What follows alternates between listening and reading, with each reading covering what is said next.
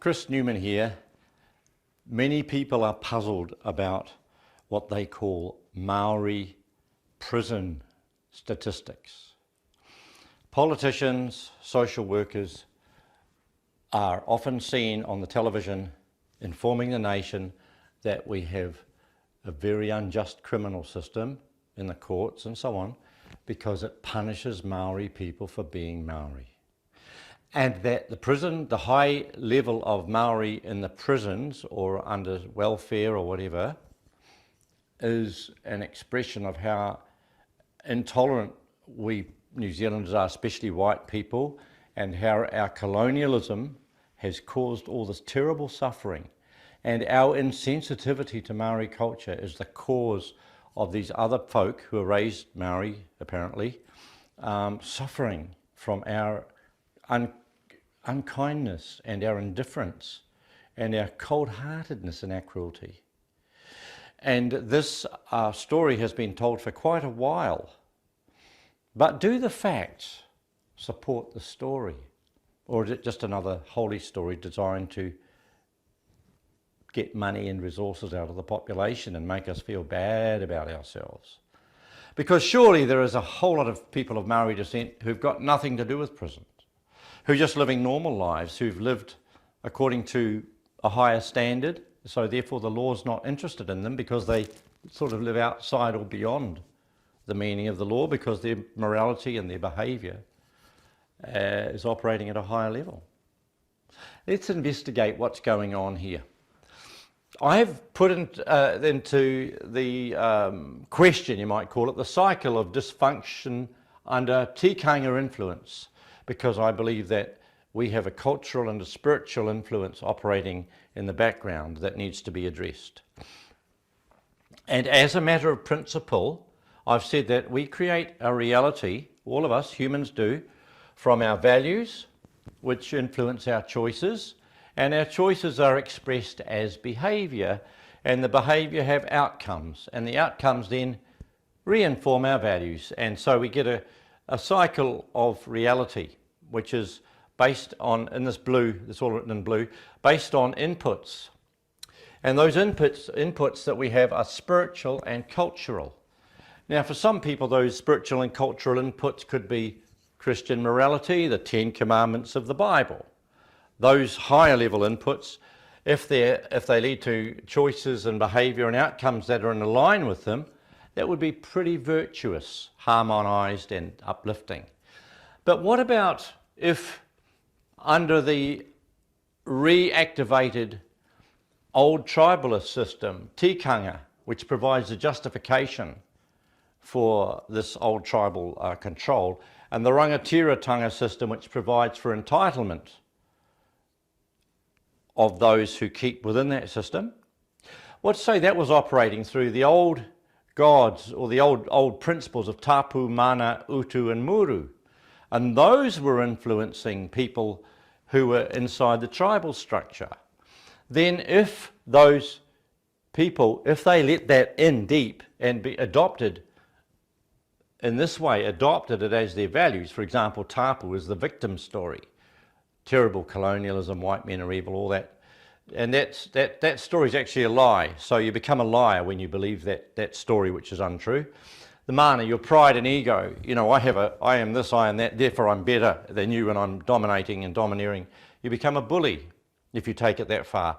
Utu, revenge and violence. If you take it, that follows along, you become impulsive, even compulsive, and driven by this desire to assert and control and break through and destroy.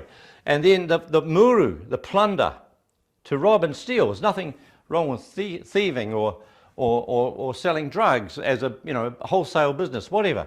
If those things, tapu, mana, utu and muru, in their more negative aspects, are the input in your values, then your values are going to affect your choices. And the choices are going to affect your behaviour, which is going to bring outcomes.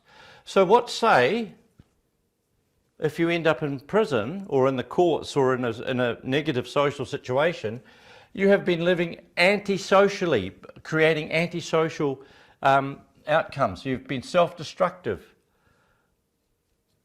violent or impulsive, dishonest, negative, imprudent, making rash decisions on the spur of the moment, going along with the gang, doing what feels right. All these inputs into these kind of choices will bring what we call criminality type behaviour, and the outcomes are socially negative. The police are very interested in this kind of behaviour. The court, you end up with having court appearances if you're caught. And the jail time is often the result if it's something which violates the law and the judge says, whoops, we're in a category which now has to go into jail. And then that reinforces your values because you're now living in a world which is more criminal. And so the crime statistics are the function of the hurt community, the hurt and damage done to others in the community, the police attention, the court involvement, and then the jail. Now this is the cycle which we see as a result of these inputs, which have got nothing to do with being Maori and everything to do with adopting crummy values, because we choose and make our world. Our superpower is our power of free choice. And so our reality reflects or expresses our choices. So if we're making crummy choices, it's because we've got really dysfunctional values, which then express themselves. Now you're beginning to see how this works. That's why I called it the cycle of dysfunction under Tikanga influence. And this is the business. It's got nothing to do with white racism and colonialism and all this other sad sack story. Those are blaming others and not taking responsibility for your own choices. When we take responsibility for our own choices and base them on spiritual and cultural input of higher quality, the outcomes are wonderful.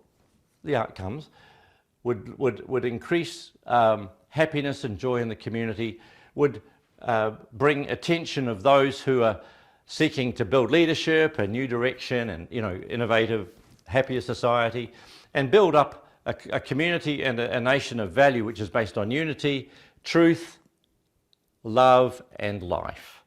That is really the heart of it. I think the other story has just been blown to smithereens. It doesn't make any sense. The facts don't support it. So all these poor people in jail are there because they made crummy decisions based on really lousy values, and yet they treasure those values above everything else. I think it's about time we had a hard analysis and evaluation of this tikanga business and the rangatira business, because it's creating a lot of fallout and damage across New Zealand, all in the name of Maoridom. I would like to hear your feedback on my exposition today, and thank you for thinking these matters through with me. I'm Chris Newman.